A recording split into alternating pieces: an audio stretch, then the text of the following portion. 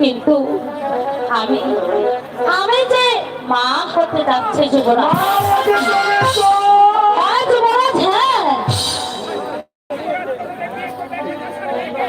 তুমি মা হতে চলেছ, তা থেকে হয়েছে তোমার এই গর্বের সন্তান প্রবেশ করার সঙ্গে সঙ্গে আমি তাকে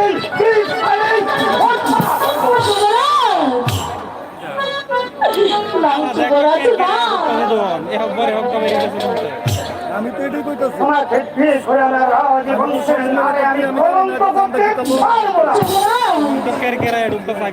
থাকবে থাকবে তুমি আমার সারা জীবন থাকবে, আমার বিরাট সঙ্গী হয়ে থাকবে।